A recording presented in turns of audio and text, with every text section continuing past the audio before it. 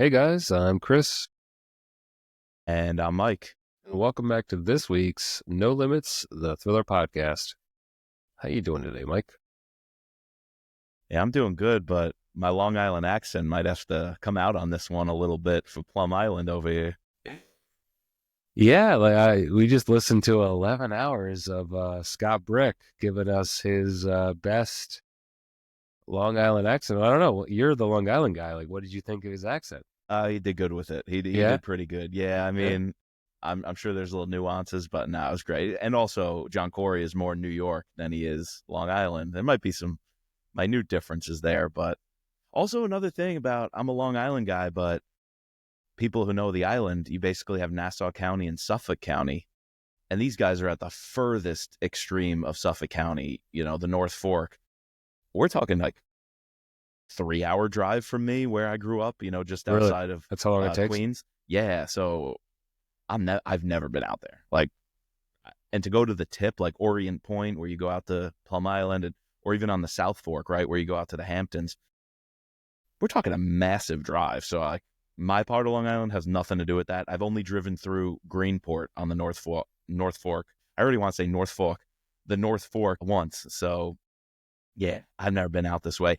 The boating culture, though, I buy into it. That's got to be a thing out there. I do know the viticulture and the grapes and the wineries is big because that's why I went to Greenport. They're definitely known for their wines. So I just can't identify too much with this, even though I am a Long Islander. Nassau County is where it's at, the South Shore. All right, well, so, yeah, we're talking about Nelson DeMille, his first novel with John Corey as the main character, Plum Island. A little bit of a different one for us. Yep. Little murder mystery, but I guess we should say why we're doing this. This was chosen as our next Patreon book club for the winter quarter. Yeah. We do these quarterly, so I'd Yeah. call it our winter 2024-25 book club. Yeah, and so this was actually selected by one of our patrons, Kevin, and it got chosen from the group.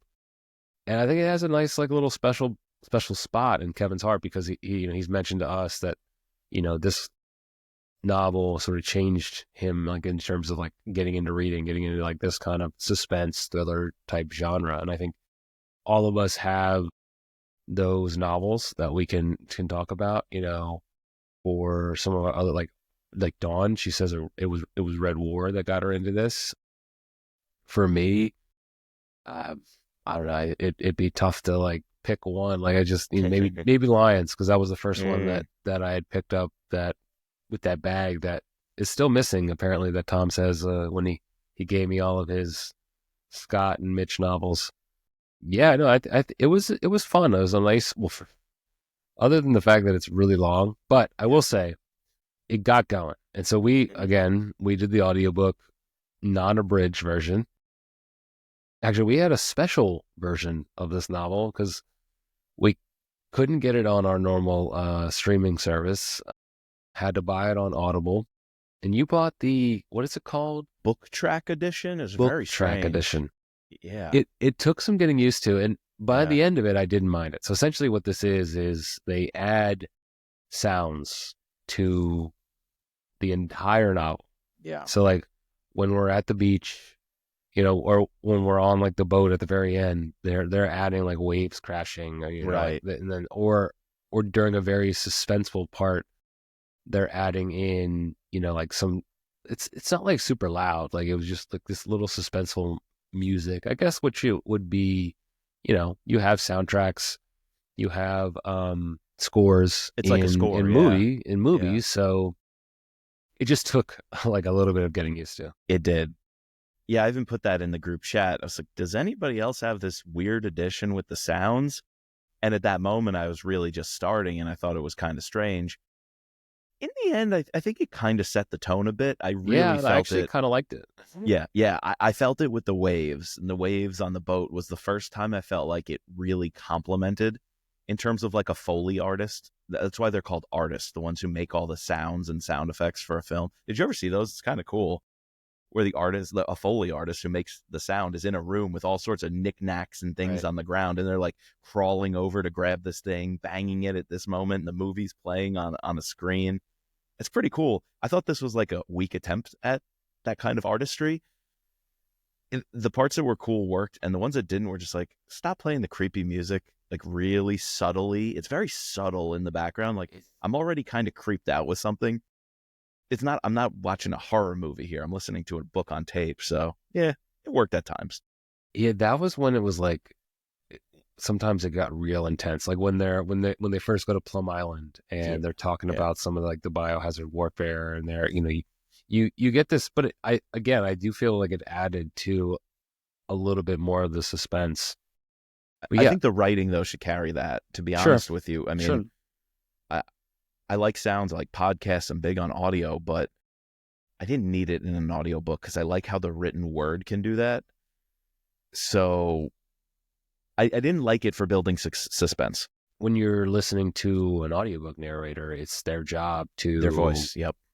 Change inflection, to change speed, to make you feel that suspense. This is now the fourth different author that I've read from Scott Brick. He made a one-off guest appearance in the Mitch Rapp series. Yep.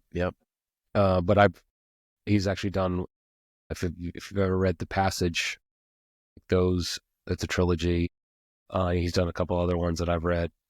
He's great and very versatile after reading this one. Yeah. He's got a range. A range I didn't think he had. So he's got a good range. He does female, obviously throwing in this New York accent. So what was the Mitch Rapp novel that he did? There was one he subbed in. Did he also do a Scot Harvath? Armand Schultz got really involved in the Brad Thor stuff. I thought he was also in that. He definitely did another novel that we've covered on the pod. Yeah, no, he's definitely done a few. Whoa, a Reddit post. I'm new and I just learned people hate Scott Brick. I'm going to have to dig into that one. Oh. Why do people hate Scott Brick? I don't know. I got to get into this thread and see. Ooh, most of the comments, he destroyed almost all of Tom Clancy. Horrible for fantasy and sci-fi as well. Ooh, people are divided on Scott Brick. And Reddit always has the truth, so. Yeah, it does. No, but people are seriously commenting about this. That's shocking, because he reads thrillers great. Let's just put that out there. But everything I've read from him in this thriller, action, suspense genre is phenomenal. Well, and The Passage is like a sci-fi thing. I thought he did a great job with that. It's about vampires, and but you know what? He did the Robert Ludlum. He's read Ludlum. No, those were really good. He did all of them, or like the Bourne stuff. Yeah, the Bourne trilogies. Yeah.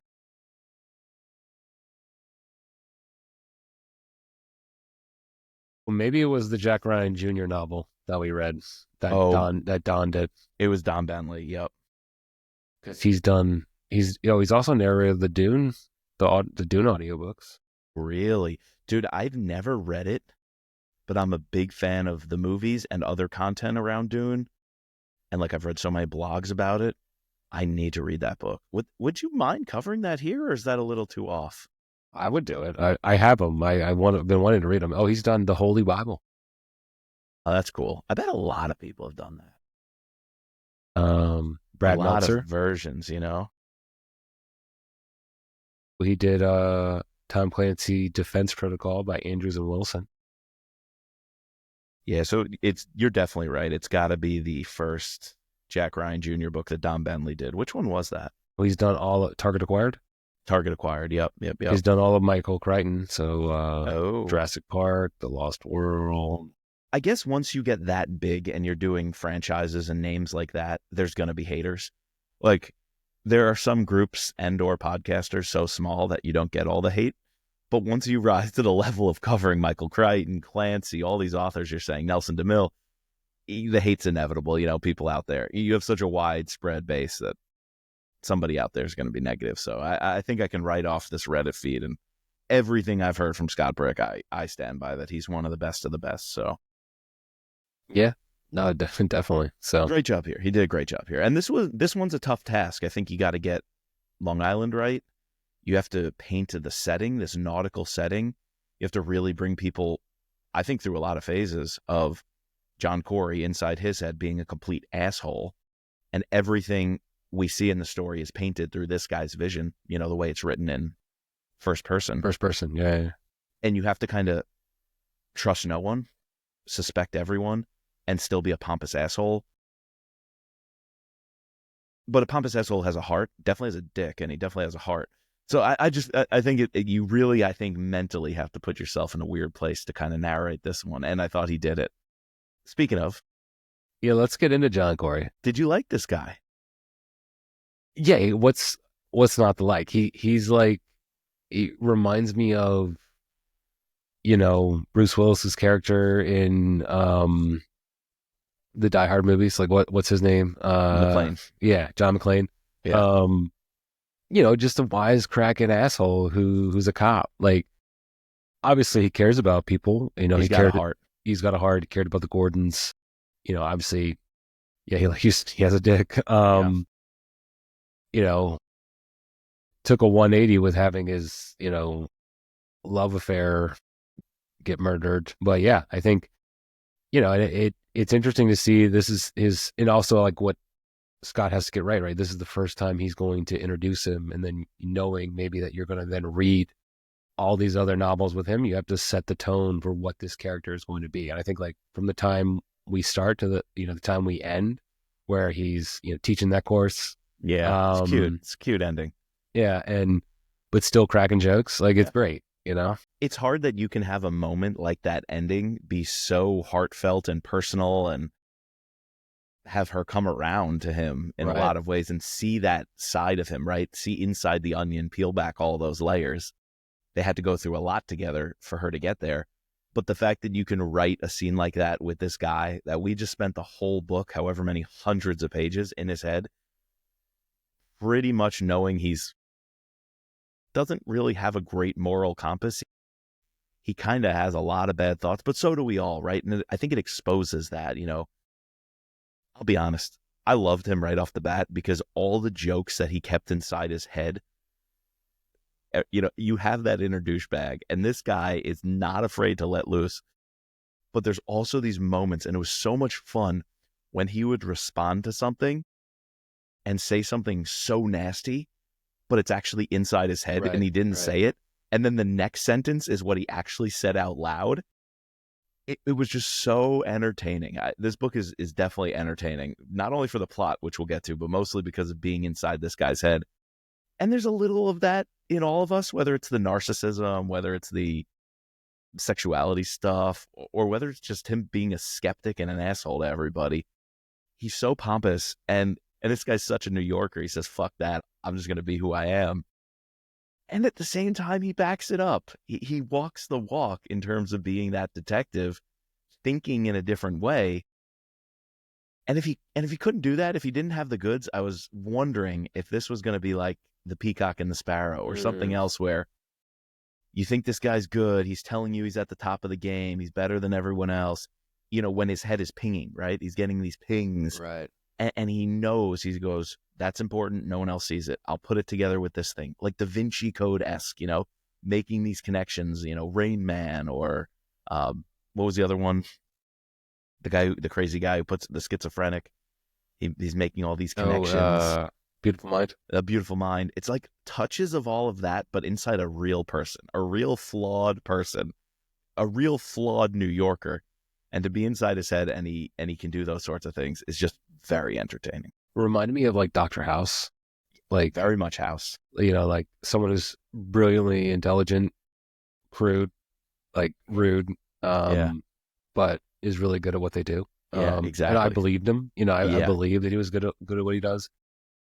I wasn't sure if that rug was going to get pulled, though. Sure. Like, he's not as good as we thought, and things come crashing down. But it was the opposite. He was that good, and things came together. The interesting part of the story for me is, setting this all up, and then, it's titled Plum Island, and, knowing, looking into what is on Plum Island, and then going there, and like that is like the initial, hypothesis that it obviously has to do with something that they were working on the lab, a virus, and then like this whole like cover up story, like I that was really really interesting, and then we kind of like touched on it right before we started recording, but we wanted to save it for the pod. Like the book takes a complete 180. Yeah. Once you start, like you get past all that, and like literally like the CIA guy, Ted Nash, and the FBI guy, they leave. And then it's like a whole new book where he discovers this other lake. And it was just kind of like weird to me. Like that transition was a little bit weird. I didn't, in the end, all right, I understand you. It sort of like, all right, well, you wanted to, that's what everyone wanted us to think. Yeah. But this is what actually it was. Yeah. So, you watch these crime procedurals, CIA, or not CIA, NCIS, yeah. Criminal Minds, and everyone thinks it's this, and then, no, actually it's this. That's the book version of it. But like, yeah, that was just like the most starkest thing for me in the book. And I don't know if you felt the same way. And I definitely felt the same way. Once you introduce basically the treasure hunting, the Captain Kidd stuff, it's a completely different book. And what's interesting is that I didn't think that worked at first, particularly when we kind of transitioned from Beth Penrose, and then she was just gone for a while. She was the other detective, right? The local detective. She was just gone for a while. And I was like, that's so strange that we built up such a relationship between these two. They were going somewhere. We had hints that she said, I need a little bit more time, basically, before I sleep with you and come over. But right, she kissed him on the cheek and like said, I'll see you tomorrow. It was happening. But then you use the characters and their presence to show that was an intentional twist of the story when you introduce Emma Whitestone. Because Beth Penrose played the good cop, the procedural. She's doing everything she's supposed to do. She's by the book. And she's almost cut out of the story because of Corey wouldn't wait for someone like her. He's not going to hang around. Well, she's giving him the slip. He's like, no, on to the next thing. I got a job to do. And so when he meets Emma Whitestone, it's someone who can stand up to him. And she gives it right back to him. And the way she's coming on to him, the way she's dressed in her house when they first meet, they're teasing each other. It's like, we just did a 180 in the story at the same time we did a 180 with the female protagonist and his partner in crime. Mm-hmm. And at the same time, we don't know if we could trust either of them. Right. Is Beth Penrose playing the good cop, bad cop because she calls the CIA guy Ted and he calls her Beth, and Corey's like, first name basis. They got some history, which we never really hear about, which is really interesting. We never hear much about the FBI and CIA guy anymore. Once we cut to the treasure hunting with Emma Whitestone, damn, all that stuff is gone. So I like how the characters are used to shift the story and like signal that the plot is changing. And as the reader, wait, am I questioning Emma or am I questioning Beth? Are they both bad? They both can't be bad. And like it adds to the mystery. And speaking of the mystery, I was a little nervous. All of the details in the opening chapters would be inconsequential or lost because we kind of laid low on how the bullets were fired. They're dredging the sound. The flags were at the house. There was a missing key at the house. The neighbors said they didn't hear, any gunshots. Any gunshots, and then the purchase of the land. So it's like the first half of the book, we did so much work to set the scene of this crime. And it's not an action suspense thriller. It's just a pure crime story. It's like 100% police procedural crime story. Yet that twist then brings us into the action adventure. You can call it treasure hunt. It totally changes almost the genre of it all, and things kick up. And in the end, every last detail mattered. The ice chest, right? Every last detail from the very beginning played out in a way that was perfect.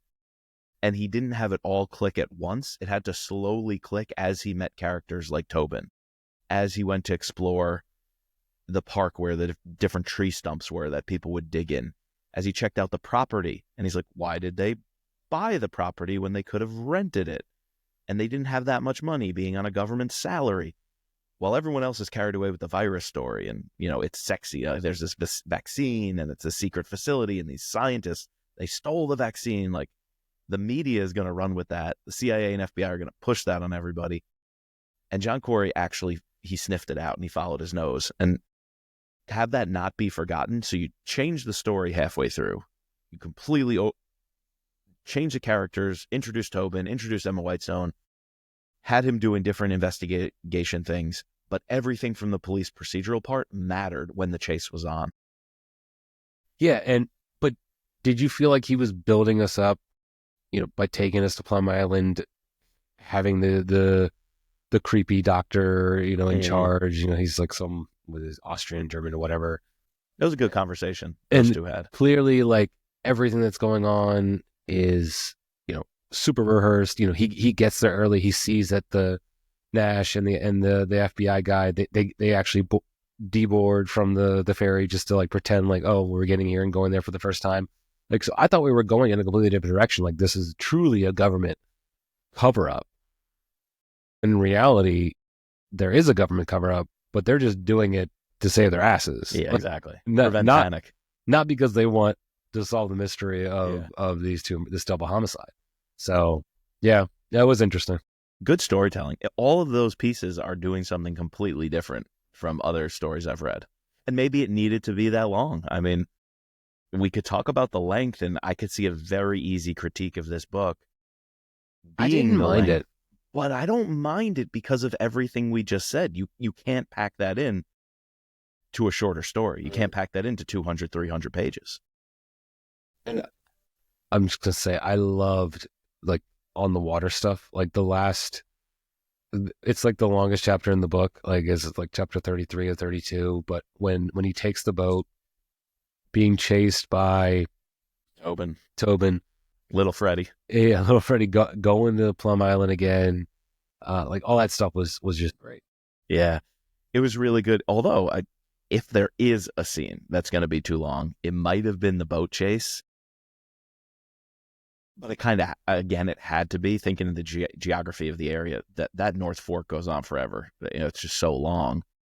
So to get out to Plum Island from where they are in Peconic and Mattituck, I'm like, that's a pretty long boat ride. You probably drive to Orient Point faster and then just steal a boat, jack one off a dock there, get out there. But the chase went a little long. As fun as it was, there were so many There was a lot of, like, multiple beers drunk during the chase. Like, I thought that was interesting. Like, all right. In character, though. Yeah, very in character. Yeah. But there was one too many times that he, like, snuck up on them. He, like, flanked them and snuck up on them and, like, had a little shootout, and then they just disappear. They just part ways. Like, and it was rationalized. Their boat's allowed to is faster, right? So they rationalize, and there's a boat faster. There's also the storm, right? So you might have to go on a different heading. If you avoid the shoals, one boat goes one way, one goes the other way, and we know we're not going to meet up until we pass whatever geographic landmark is on the map. I got it. I bought it. But if there was an area you could tighten up, I would have been okay with that being the one. Were you shocked that Emma was killed? Yeah. I thought it was going to be Beth.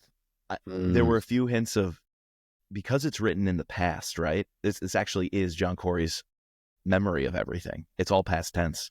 Right. So we know the whole event happened as he's retelling it. I had hints that there was some guilt he felt or some sadness he felt that he was responsible for. I wasn't sure if that was just lingering guilt of the Gordons dying as his friends, or if it was Beth, because he was with Emma and we didn't see Beth in a long time.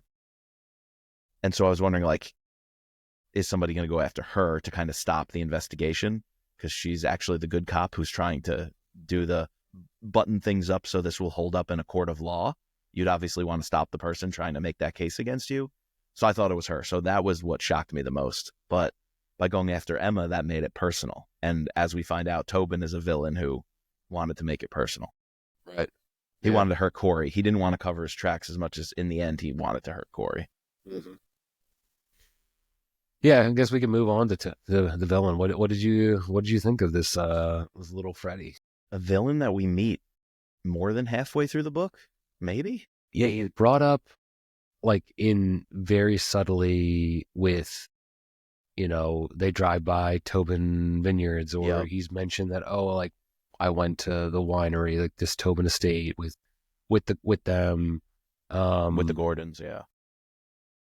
But yeah, we don't actually meet him until Corey goes to interview him, and that's after all the Plum Island stuff. So Yeah, I know it's not halfway through the book, but I tend to think of like the Plum Island visit as the end of, well, I guess I'll say the first act instead of the first half. I think visiting Plum Island basically concludes the whole, we're at the crime scene. Corey's brought in Max, his friend, another character we might question along the but way. yeah, I like as soon as he like fires him, like right after the Plum Island stuff, like Yep. I'm like, what, is he in on this too? Yeah. Could it have been gimmicky in this act one, setting up too many potential suspects?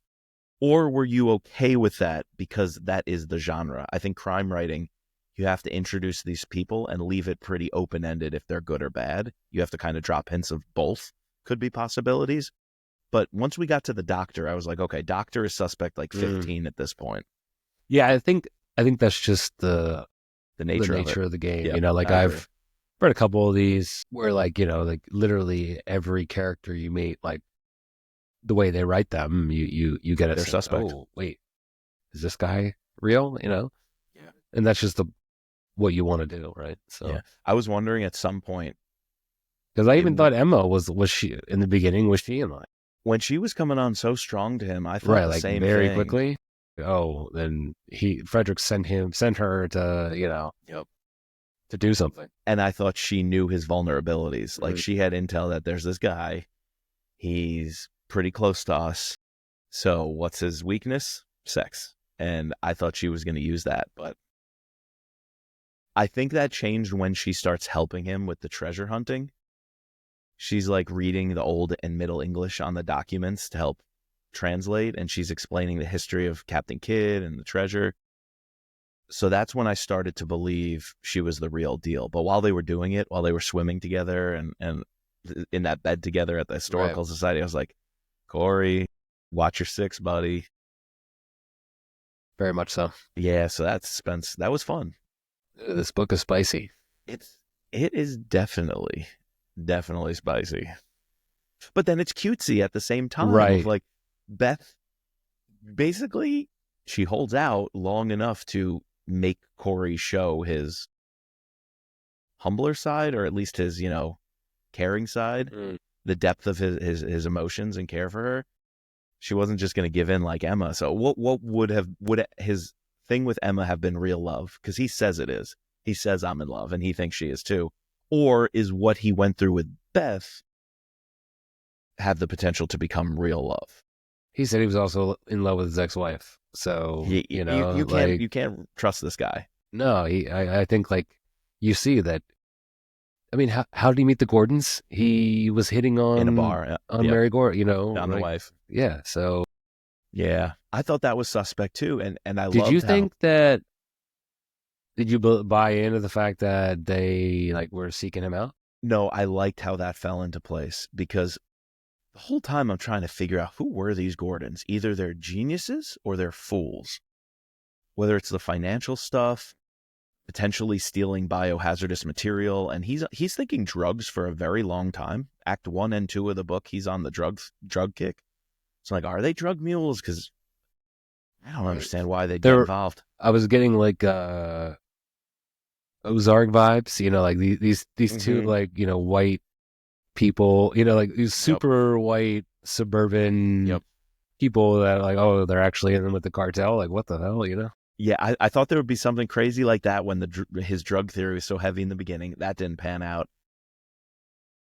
So I was the whole time wondering what the hell's with the Gordons. But I bought into, if they are these scientists and they're loved by the people, they're going to have a backup plan. And if they're getting in bed to do something malicious or suspicious or do this heist, Ocean's 11, you can also call this an Ocean's book. Right. Ocean's Long Island, Ocean Sound or Sound 11, Long Island Sound 11. I kind of thought they'd be smart enough to have some sort of plan, and they did. So I like the fact that they were smart enough to have an insurance policy, but they weren't that great because then they get popped by Tobin. Maybe he's the wrong guy to get in bed with, but he is this fake persona. He puts out this persona that you could trust him. He's a weasel. So they got played by him. So I still like how the Gordons aren't perfect people, but they're flawed as well. We never even meet them, but we know how flawed they are. I really liked how they were shaped as characters without ever being present. Yeah. Yeah. No, yeah. That's a good point. Good point. One other thing, though, since we're saying, like, is Corey a trustworthy narrator? I was also getting Shutter Island vibes. Yes. Oh, yeah, for sure. I was wondering, is the moment going to drop where half of the people we met were fake? He's a schizo. He's making this all up. But instead, we went to treasure hunting, which sounds just as schizo, like crazy out there, but was real and based on history. So I'm like, I was partially right that this guy's a nut and he's going to go down some crazy path that's really out there, out of the blue. But it was grounded in reality and probably real history to some degree. So what did you think about that turn that it became a police story, a crime scene? All of a sudden now it's a treasure hunt based on historical maps and digging up buried treasure. It's a pirate story in the end. Yeah, national treasure. A little national treasure, a little Pirates of the Caribbean. Let's keep going. I don't know. This book is just, it's kind of all over the place. Like, like you said, it with that hard change in genre, like it's still thriller suspense, but like the nature of the game is just different. But it's cohesive at the same time. It is, because everything, and that's like the sign of like a good, police crime procedural, where literally everything at the end falls in, has to fall into place. It's not hokey. It's not it. It's like, oh, you were setting this up from the very beginning, and you executed it well. You did. Yep. What's that other one with You Like It? It's that author that was top of the list. The murder mystery, the husband, woman kills the husband, but she's really an author making up a story. You love that book. Oh, Gone Girl? Gone Girl, yeah. Yeah, that's you didn't like that one? No, I did. I thought it was okay, but it's like how everything falls into place. Right. Gone Girl is like the modern, cheap thrill version of a story like this. That's this big, expansive, really long, drawn out. I feel like that one's like the quick hits summary of what was happening here. Girl on a Train. Did you read that one? No, I didn't read that one. Is that like the Dragon Tattoo? No, that she's series? like it's a different one, but like Yeah. But it's similar genre, like, and this it all idea checks of- out. Mm-hmm. Yeah, it's a cohesive story because it's all told by John Corey with him in his head. Every bit and piece comes back to him and his hunches. So it all makes sense, but it's also all over the place in that it touches on lots of aspects. I mean, we barely even brought up this bioweapons facility and how it's real. And that's a whole nother aspect of this. Could become, what's that movie you talk about with the virus that gets out? Contagion. Contagion. It's like, Either could one. have been that kind of story. Yeah. I thought that's where we were going. I thought so too. Yeah. I had no idea what this novel was about. Like, but then it's also a CIA, FBI, deep state cover-up, lie to the people story as well. And then could it be a crooked cop story? Not exactly, but it could have been. Yeah, I'm wondering if like it almost was like as he was writing it, he kind of didn't know where he wanted to go, and then like halfway through, he's like, "Oh, this is how I want to do it," and now that's how I'm going to shape it, or he knew how he wanted to do it the whole time, or every little detail.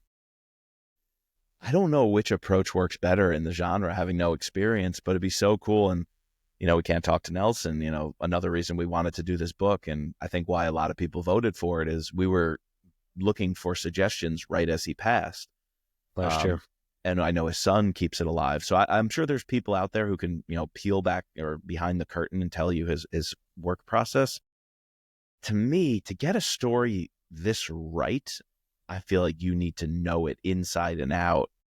Like in your mind, you, as the author creating this, as if you have a map and you know every last detail on that map, how it's going to happen, when it has to happen. It's paced out. Maybe I'm wrong, though. Maybe you go on the adventure as a writer and say, I'm going to let this unfold and take me where it may. I could see both processes working as an outsider who doesn't know. Or the craft. you know the start and finish, but you need to figure out the in between. That might be it.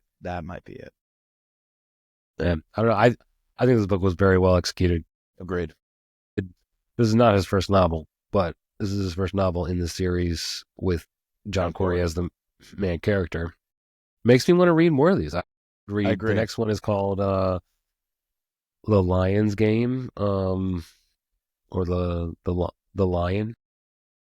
No, book 2 is The Lion's Game. The Lion is a book 5, but it's a direct sequel. Yeah, I would definitely do that. Somebody else, when he heard we were doing Nelson DeMille, commented, I believe, on a Facebook post of ours, recommending another DeMille book. I don't think it's one of the John Corey ones. I could be wrong, but I think he did enough in this book to definitely make me want to read more.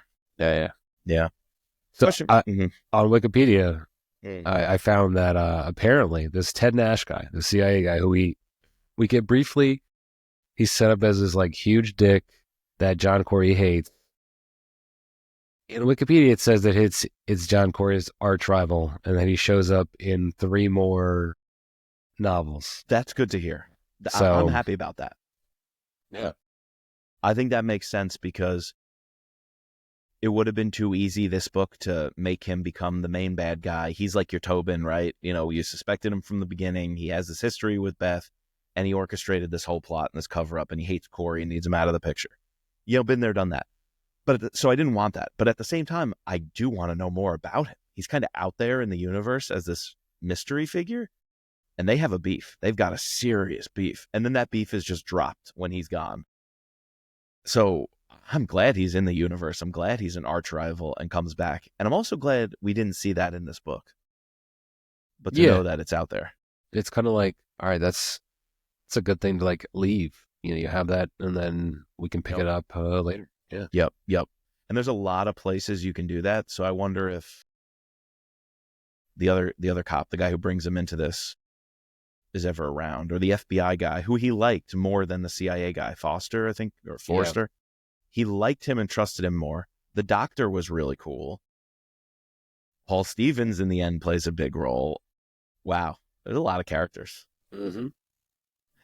Makes me wonder, though. We talked about this wide variety of genres, how the book is almost 2 separate stories and then comes back together as one cohesive, integrated story.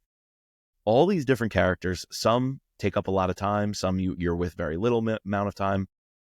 Can we scorecard this one? Do you think our scorecard ratings and rankings, which usually go for a thriller beach read, would work for a story like this? I think so. I think so too. Yeah, I think so too. Really leaning in on suspense instead of like total action suspense. So is there any action where there's actual shoot 'em up, hand to hand, whatever kind of stuff in the first half or more, 3/4 of the book? No, it's only on the boats, right? Or like when when they're shooting at each other from the 2 boats. So that was also crazy. The dude is like freaking shooting a rifle while trying to drive this boat in a tropical storm. Manages to hit her. Yeah. Now that's when the action picks up, but I'm willing to say it's action/suspense, because the first act or first 2 acts really set the suspense very well. Yeah, so what would you give it out of a 10? Out of a 10 on action/suspense, I think I'm in like an 8.5. Yeah, I was leaning 8. Yeah, it's a little higher than an 8, I think, but it's right in that range. I don't think I'd go higher than 9.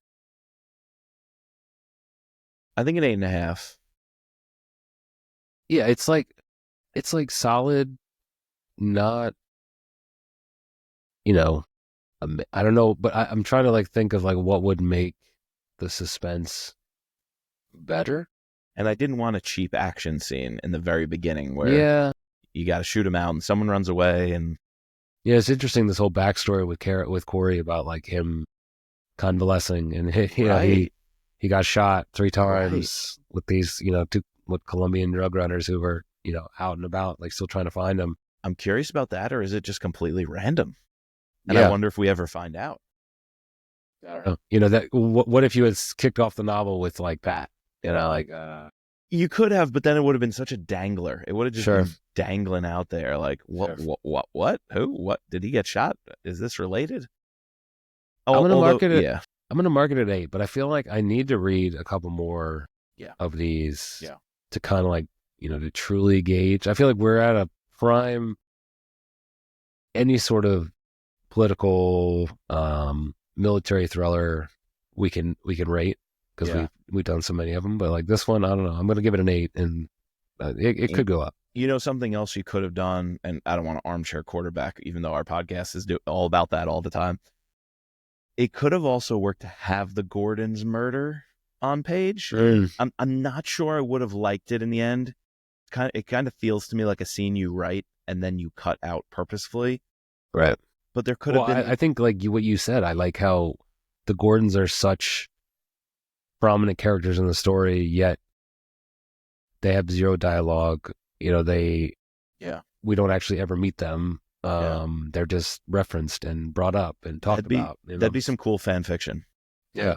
Fan fiction to write something about them plotting this, like their first encounter with Tobin and Tobin like courting them and convincing them about this. And they have like some secret passion about history. And even though they're scientists, they're kind of into history and this historical society, like a soiree at the historical society where Emma Whitestone, Tobin, the Gordons are all there. That would be a fun off-book scene to reminisce about, to get into. 100% the way this movie starts out is like that shadowy figure. Gordon's on the dock, transferring the ice chest. And they get shot. Oh, hey, so-and-so, muffle the voice. You don't hear the name. Shot rings out. Foghorn goes off. Yeah. All the things. Yeah, exactly. They're hoisting the Jolly Roger and the flags up, right earlier that day or something.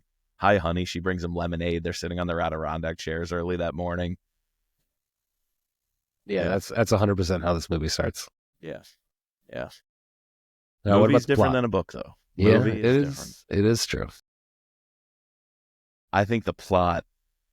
Ooh, I'm close. I'm very close. I think I'm gonna give it a 9. I like how, we've talked about how it's like 2 different books, almost not 2 different books, but just like the way he's able to give us that 180 hard shift and have these characters that are so pronounced, but yet they're only in half of the book, or if that, including the main villain, yet they're referenced early on. I don't know, everything is buttoned up at the end. It's a really solid 9. I'm going 9. I'm going to share a 9 with you. I was asking myself, could it be a perfect 10? Really? And I was like, it just doesn't have that edge. And then I wanted to go 9.5, but I feel like I gave it that generous half in action suspense. So I think a 9 is the most fair assessment on the plot. Yeah, I could go a little higher, but I think I'm going to hold on that 9. What does this all mean for buy-in, though? 5 points for buy-in. Do you believe this? Did the treasure hunting make you believe it less? Let me ask you that. A little bit. A little bit for me, too. I would have believed more the government cover up. The government cover up, or the the fact that they got in cahoots with, because treasure hunting is just what it is. It's like a fantasy. It's everyone tries it. How many people have actually succeeded? Whereas we've seen it almost cheapened it for me a little bit. I was like, we're just gonna do pirates and treasure now, but they grounded it, and he did the legwork to ground it in the historical society and the architectural digs, and to do the research basically with Emma Whitestone to uncover the real history of Captain Kidd and what would have happened back in time. And so because the legwork was there, it didn't turn me off, but I could understand if people who have been through the whole police procedural crime scene part and just want more CSI. Like, if you just want this to be CSI, don't go treasure hunting all of a sudden and take me back 300 years ago and tell me whatever some magistrate did and some pirateer did. It's like, I could see that losing somebody who's looking for straight crime fiction. So I think on the buy-in, That plus the boat chase going just a little long. I want to be like, get to Plum Island already. Also, like the idea that this, Manhattan cop is just going to like bust in and insert himself into this investigation. Like, I mean, it's a little bit of suspension of disbelief. Like, you have to sort of, that's what the story is about. But like, like a little, but that's half a point. I would say that's maybe not even half a point. Right. Deduction. But I think it's a little bit of it's a little deduction. They do the legwork about his family's house, and he grew up there, and he went there a lot his whole life. I guess he's invested because he's friends with the Gordons. And yeah, exactly. And everyone seemed to know his uncle, and it's kind of this small town feel. I think that causes me to not make a deduction too big for that. 4.5? I think I got to go 4.5. I'm buying. Okay. I was going to go 4. Dude, think about when you were going through the containment zones on Plum Island. You're meeting the doctor. You're sitting down to have lunch with the doctor. Paul Stevens is there. You suspect him. He's waiting at the docks for the ferry to come. That was fun. That was so much fun. The second half maybe got long there. But since that was so much fun, I don't think I can go lower than 4.5. Yeah, right. I think I'm sticking at a 4.5. 4.5. All right. I'll meet you at the 4.5. You're doing 4.5. Okay. A lot of halves coming out on this one. Yeah. The book, I think this book is a half book. It's like, can't give it perfect because it's not my exact cup of tea that I like.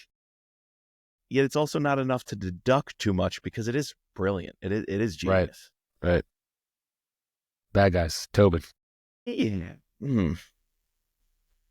Are we thinking bad guys as all the suspects? Because when we're meeting them in our mind, we're kind of thinking about what aspects make them villainous, even if they may not end up being the villain.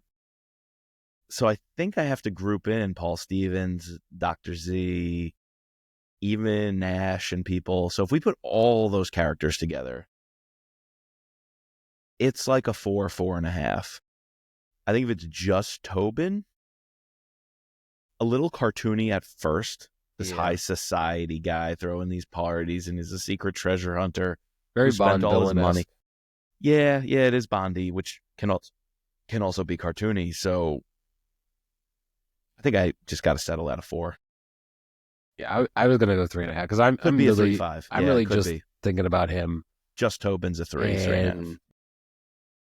Either I guess he's just, because of his main flaw is just he's insecure, and there wasn't enough to elevate him that much. I mean, sure, he's like not the worst villain, but like kind of just like this psychotic little man. Yeah, that's all he is. I don't know if there's enough to him. He need a little meat on those bones. I think of him as a prickly, spiny little, suave bastard. Good guys, though. We're still cat's out of the bag on who exactly the good guys are, but that's got to be Corey. Come on. Sure. It's Corey in terms of the story and detective. One of our patrons, Mark, absolutely hates the guy. He's like, I can't stand him. And I tried to tease out in the chat. I'm like, yeah, so he's an asshole. Like, nobody likes the dude. Like, he's a complete jerk. But we all kind of have those thoughts in our minds sometimes. So it makes him a little identifiable, or at least for this New Yorker, it does. Well, I don't know. I kind of quasi-related with him because I'm the kind of guy that I do a lot of those stupid, sarcastic, I'm always joking. Like, yeah. Oh, his jokes are great.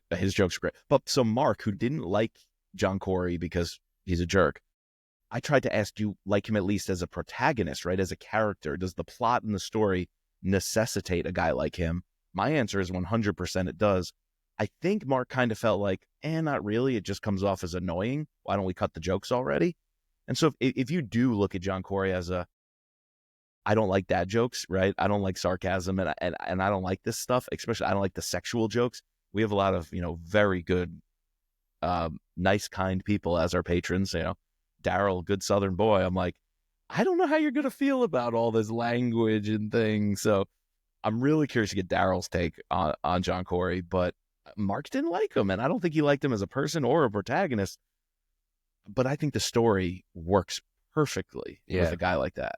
I mean, I don't like him as a person. He's a of dick. course, sure, exactly. He's not meant to be like a womanizer as a person. No, not at all. But as a character, I think he's perfect. 100%. Like fits the mold. Like so, I think he's a 5 in that regard. How he's shaped as a character. Beth, I loved. Emma, I didn't like. So 4.5. You didn't like Emma. She's almost just as cartoony as Tobin. Something about her and Tobin. When we hit that point of the book and they're injected, and we lose Nash, Forster, Beth, the Doctor, something was almost lost. A little magic was lost for me. They were almost the vehicles to get you into the treasure hunting. They were the vehicle to get you into let's dig holes and let's find out why the Gordons were digging holes and trading treasure. And it almost lost some of its magic, its police, crime scene investigative work when they were introduced. So something about Emma and Tobin just knock it down just a little for me. Okay. Yeah. I agree with you. I think it's a 4. Yeah. Okay. So setting though, I think we'll make up some ground. Chris? I think it's a perfect 5. It's a 5 plus. I'm not from Long Island, but I've been there. I've been to Montauk. Like good college roommate is from a little bit further up than you in Huntington. Yeah. Huntington's mentioned. I think Beth is from there, she says. Yeah, everything that he would tell me about, and we have a lot of friends who are from that area, and it 100% gets it. So yeah, it's a 5 plus. Again, I'm not a Suffolk County guy. I don't know the North Fork or the South Fork very well at all. Reminds me of the Great Gatsby, yes, the descriptions of Long Island that we got there historically, like that. This is on that level, I think it's on that level of the way East Egg, West Egg is described, the Gold Coast and all that up there. Again, North Shore story. So I think it's done perfectly. I don't know it too well. It's a 5. It's just so much fun. I could see you doing a Southampton version of this, between Montauk and the Hamptons. But instead of having these almost like fake wealthy people, this historical society, which has all these people who want to be the high society aristocrats, but they don't quite have that level of money. Right. I think if you go to the Hamptons and do this, you got to get in bed with the full blown on aristocratic, richest of the rich, Hollywood connected people, politicians. The fakeness will be the same in a lot of cases, but with high money, high class people. Versus, man, this story would have been fun set in Nassau County. Instead of all the boating stuff, we basically would have been just sitting in traffic, having road rage, flipping people off, honking our horn. Or instead of the historical society, you could have just been at the fucking local deli, picking up a bacon, egg, and cheese, bullshitting with the guy there. It'd been fantastic. Yo, the bagel shop. You could have been in a bagel shop, and then you go upon a strip mall, and then you go shopping, and sit in traffic there too. Could have been great. Would have made a great setting. Yeah, something tells me that I like this one better. You're just a few minutes away from, Queens or Brooklyn. You can get there real easily. So yeah. Man, there's so much you could do. What if this novel was a Manhattan novel? That would be fun. That could be fun. You have a different class of people, though. You have a whole different setting. You'd lose the nautical theme, the wineries. No, I like this setting a lot. Yeah, I like the setting. It's a great choice. I wonder if he knew the setting before the plot or the plot before the setting. If only I could find somewhere that has a super secret biohazardous weapons lab that also has boating. And I think he just knew about Plum Island. He just knew about Plum. Wanted to make a story there. So how cool is it? Something like a Plum Island, and you've probably have read the conspiracies, but you've also read the real facts and history, and you just go, what kind of story could take place here? Yeah, and you just invent it. Yeah. It's like Area 51. Yeah, dude. Now, but it's got to be less well known. I wonder what the status of Plum Island was when the book was published, what people knew about it, and how much was out there. I read that in 2020 that Trump signed a thing to block the sale of it. Really? Yeah, Congress unanimously voted to block the sale of it, and Trump signed the bill. Trump knows something about Billy the Kid's treasure. Yeah, apparently. But they moved that entire research facility to Kansas. That's where Right. all that I heard stuff they're is not doing done. the animal stuff there anymore. Yeah. Yeah, it's all in Manhattan, Kansas. Manhattan, Kansas. Okay. So is it all decommissioned now? It's still government property that's probably used for some other X, Y, and Z? It gives me like Steve Rogers, that base in New Jersey where he was like created, like vibes, like that kind of stuff. Well, that's pretty good. Yeah. They're doing something there still. Let's put it that way. Oh, yeah.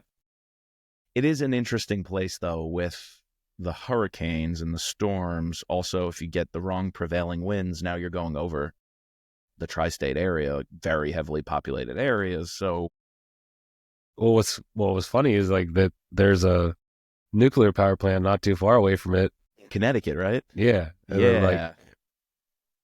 So it was really funny how they're there and they're like, oh, that's our map to like let us know if there was a nuclear thing, to see like concentric circles to say like where we would be and then where the fallout would be. Yeah. Do you think they have one if you have a bioweapons one? Yeah. Yeah, that was neat. And I like how John Corey's the one asking those questions and pushing that line of thinking when no one else is going down that route. He's spooking people. Yeah, and he takes enjoyment in spooking people. Everyone gets pissed off about like him being a dick and coming up with all these like sarcastic remarks, but in the end, like that's what makes him a good detective, right? He just keeps pestering and poking and prodding and asking questions, and like a lot of people think that they're stupid, but obviously he realizes that, or they realize that, oh, he's trying to get to something and I'm trying to I don't want to talk to you anymore. And I like how multiple characters do this. They're leading people to a certain thing. Like they're only revealing so much and they're trying to get you to a certain place. Whether you're doing that with a witness and he shakes up his stories sometimes, or he asks them the same questions over and over, sees if there's plot holes. He's leading a couple of the witnesses, but then also when characters are sharing information with each other, like Emma Whitestone does it to him, she plays his game and like she's like, did you put it together yet? Did you get it yet? And when he's trying to tell Beth that Tobin's the guy to look into, he doesn't just tell her. He makes her do the work to get her to be a better detective and like teach a man to fish. And to get her to buy in. Get her to buy in, not see him as a lunatic, but be like, look, if you actually think about it from this angle, you'll come to the same conclusion and you'll realize I'm right instead of me just telling you I'm right. You lead a horse to water kind of thing. I thought that was a fun aspect of it. Yeah, for sure. He's the master of it too. All right, but what does all this mean? Because setting is a 5 out of 5. Covers are quite interesting here. Yeah, we quickly before the pod, I was like, Mike, did you do the cover thing? He's like, oh no, let me pull it up on Goodreads. And he goes, and there's 103 versions or editions of this. Not 103 different covers, but there's different publications. So, and a lot of them had different covers. We decided to pick what we thought were the top 8 to cover. Interesting. So the one that I was looking at most of the time is the cover B for on Audible. Same. And it has this, the Jolly Roger skull and crossbones, where it's prevalent in a lot of these covers I see. Cover A has it, C has it, G has it. Yeah. And, clearly that's, from the pirating to them actually having it on the flag to, doesn't he have this? It's pasted on the wall in like one of the biocontainment doors in Plum Island. Isn't there also like something that's the winery logo that has something similar to this? It comes up in a number of forms. Yeah. It's definitely a reoccurring theme. And I wasn't sure at first if it actually had a nefarious meaning or if it was just like nautical theme. They raised it up the flagpole as a joke, or you see it around in these communities, or maybe everybody went to Yale and joined a secret society. I was waiting for that to drop, but I like it as a theme. I think, especially once you fit the treasure hunting stuff, it kind of works as a little symbol. So cover B, nice and simple. It was the one I saw the whole time and thought, oh, that's nice and clean and crisp. And in the end, it makes sense. And Plum Island, almost without even knowing anything, just that name has this eerie, piratey, nautical feel to it, where the Jolly Roger works. Yeah, I kind of like how it's used. It's most creatively used in that international one at the bottom. Yes. See? With like the map that's either burnt or being decaying, Decaying, exactly. And it's like half hidden. So it's like X, it's also like X marks the spot. And so that one, cover G, calls out like a treasure map, which is a big part of the book in the end. Oh, but better than, I think, the skull and crossbones, and even more fun symbol on some of these is the lighthouse. Yes. We immediately when we both saw the lighthouse, there's two of them. I really like the English lighthouse version, because Plum Island has a lighthouse. There's multiple lighthouses that they reference throughout the entire novel. Yep. You get that nautical theme vibe that's really present majority of the novel. So, and that one, cover D, the one you're talking about, it almost looks like the perfect airport novel. Like, sure. if that cover was just on a rack, if that was just on a rack in the pharmacy, the magazine aisle or the airport, quick read, that definitely has to be a paperback one. That's like one of those small paperbacks that you would just pick up for a few bucks somewhere, and it works with the lighthouse. I think the colors definitely are evocative of the Long Island Sound and nighttime and the darkness. Spooky. Yeah. It would have been cool if there was a scene actually on or in one of the lighthouses, like the stone one on Plum Island was referenced, but we never really go there, or any of the others where they have to like dock the boat during one of these chases or something, and they go up and use the lights of the lighthouse. Something like that would have been fun. Yeah, we don't actually use them, but they're present. Did you ever see that movie? I think it was called The Lighthouse. It was very noir, black and white. With Robert Pattinson. Yeah, I didn't see it, but I almost like the feels that the promotion material for that movie evokes. It kind of feels like what they were going for in the boat chase scene of this. For sure. Yeah. What do you think about cover H? That's got to be Corey getting shot, right? Yeah. I wasn't sure with where the bullets are placed. Like, kind of goes right through the heart, it appears, but I just thought it was pretty cool, especially to have that starched, collar. Right. Very like straight and narrow collar, all buttoned up. Is it Corey? It's got to be Corey. No, it's Gordon. It's Mr. Gordon. Doesn't he get shot in the head? In the head. Yeah, he gets in the head. Yeah, he gets in the head. Yeah. I just can't see Corey wearing a shirt like this. True. I think it's a cool design. I just don't know if it fits. Tobin got murdered. Something nasty. Well, actually, no, he's alive. But no, he's alive. He's alive, but when we think he's getting killed, that was gruesome. That was Jack Carr-esque. Yes. Yes. That was the entrails and everything. That was pretty good. It was, talking action suspense before, pretty good scene, that mano-a-mano in the darkness with the flashlight and the shotgun on the floor, and they have to go hand to hand. That was really interesting. Yeah, it wraps up the story pretty nicely. Yeah. He writes those scenes very slow and drawn out as well. Yeah. So it's not just the chase scene on the boat that has this start and stop momentum to it. Even a scene one-on-one in a dark basement armory room has this very slow, methodical rollout of who's doing what, who's making what choices. That was kind of neat. F is great because it's the dock. It's right. It's the flagpole in the yard. With the flagpole, yes. I want that shot to pan around and you see the house with the back speedboat patio door. Oh yeah, you could see the speedboat too, but you see the bodies laying there, or at least the chalk outline. I feel like cover F really brings you into the setting quite well. I like these covers a lot.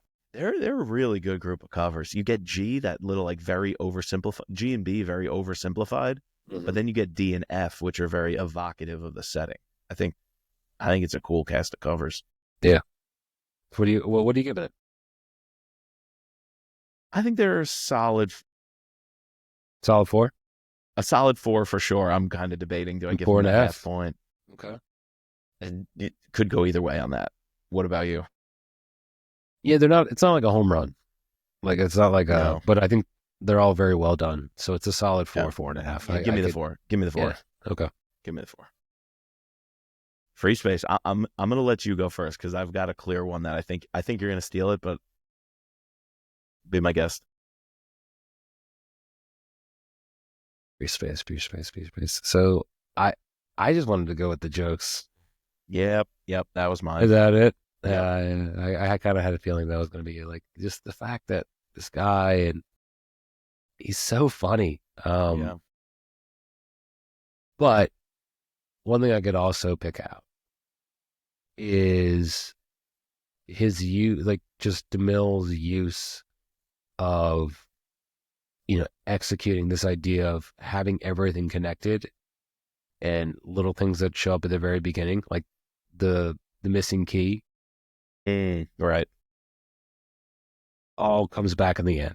And you have to stay on your toes. You have to remember everything. And I think he 100% executes it. So I would just say the details that DeMille puts into it are just stellar. Yeah. And you have to, when you're doing that crime fiction detective story, you got to have the details all fall into place. And I think the difference is you can write a great crime story like that where they fall into place, but I think it's how you get the reader there and the journey to visualize and watch them fall into place at the right time, right? To pace it out where they're falling into place to put the story together. And when those pings are going off in his head all along the way, that was a lot of fun. So you stole two that I would have said, but that's a good thing. Because I want to shout out, I think my favorite sequence in the book, and it comes very early on. You could even include at the Gordon house right off the bat when we're getting the opening sequence. But I'm going to say from when he drives to the docks before their ferry ride to Plum Island, all the way to when they're wrapping up their visit to Plum Island and departing. I just think something about the stretch of, it's called Plum Island. We've heard about this crime, but we need to go into the next phase of linking this crime to the biohazards or animal, research facility on Plum Island.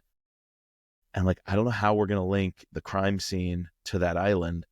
And the first visit there, you're questioning Paul Stevens, you're questioning Nash, you're questioning the doctor, you're going through and actually seeing the containment happen. You're trying to picture the Gordons worked here. They took their personal speedboat here. Was that allowed? What's your security protocols here?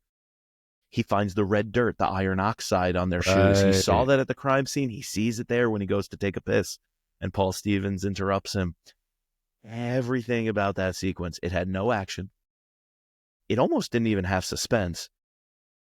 But you were learning so much about who Corey is, how he thinks, and how he's not just going to follow the herd and follow the media narrative they're trying to push. And he's gonna push back against everyone and anyone he sees. And he may not put the story together yet, but he's canvassing. He's canvassing and he's taking it all in. I loved watching that unfold, and it was just a fun ride to go on, even with no action and suspense. So it was good literature, and him cracking his jokes along the way, which would have been my number one free space pick. My biggest shout out of the book is definitely the jokes. You put that together with a scene like that, and damn, that's some good literature right there. Yeah. Oh, perfect. All right, so you have a 44 and I have a 43. Solid book. Solid scores. Very solid score. I think I was expecting a little higher in that 45, 46 range. Okay. And we talked ourselves down. I don't know. I think it's we haven't done many of these types.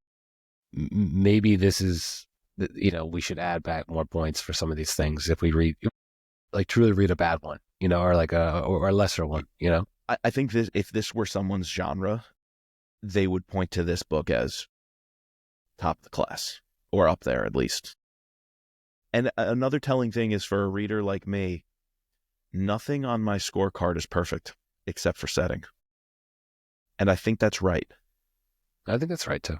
I think it's so close to perfect in so many different ways, but when you add up those little tiny things that as a reader don't jive with you, particularly if you're not in the genre, this is the right score. Yeah, I agree with that. All right, well, we did everything except for you didn't give us your limerick, and it's a freaking banger. I either wanted to start with this one or I wanted to go out with it. So okay, let's go out with it. It just happens that we have to go out with it. And before we do, thank you to our patrons. You're the reason we chose this book. if you are a listener and you want to be part of this community, we have an ongoing chat, and you can join us on a virtual hangout for our quarterly book club meetings. So book of the month, we pick a good date that works for everybody. We'll read your book. We all vote on it, pick one, and we get to hang out and do this kind of talk, but in a larger group setting, and get more opinions than just these two clowns right here. We get opinions of actual smart people, actually kind, nice, thoughtful people. And this one we're doing on a Saturday, so we can get our international patron, get him involved. So yeah, our first international book club. Thriller Pod goes across the pond. Scouser. Bringing in our Scouser. Yeah, I'm glad to have Adam. We love you guys. Thank you. You're the reason we can keep the podcast going. You're also the reason why we are transitioning to video podcasts. We now have some services helping us out with that, get that content posted, and we can have a lot more shorts and reels posted on the social medias. So without the patron support, we cannot keep this thing going. thrillerpod.com, click on the Patreon link, and help us out if you're enjoying the podcast. So now it's time to piss off some people with this limerick. Good. I guess it's good keeping it at the end. If you stuck around, you're in for a true gem. Yeah. There once was a detective, John Corey, following leads of blood, guts, and gory. He's kind of a dick, only thinks with his prick, my God, this guy is so horny. He was very horny. You know, I had a perfect thing. Is just as always, keep your PP in the TP. Give me 5 points for that. Add 5 points to my score just for that one. That wasn't even it. That his partner is awesome, and we don't even meet him. Yeah, that wasn't even him. That was like his partner calling him, leaving a message. Keep your PP in the TP. Dude, the way he and his partner are going back and forth just through these voicemails, just these voice recordings, and I automatically know their friendship. I'm automatically taken back to just high school dick jokes. Yeah. Like sitting around the firehouse, BSing and making dick jokes. Like, what about when he's like describing to Beth for the first time, like, oh, you don't have to worry about me. Like, I was shot. I'm essentially a female. We can use the same bathroom. Like, I think he had her going for a little bit too. Yeah, I think she believed him. Like, in my mind, I was like, wait, we just heard he was shot in the lung and he was shot somewhere else. I'm like, I don't remember hearing there was a third shot. He was pulling her leg. Yeah, that was great. He can't get it up. Oh my God. But it was funny because he told her that right after when she walked into the pub. He had said that he it went up. Yeah. Mr. Statue of Liberty or something popped up. Little No Limits After Dark. I could see a lot of this turning people off, but man, it just it was funny. It was funny. It wasn't like, we're not doing 50 Shades of Grey over here, so. All right. Plum Island. That's it.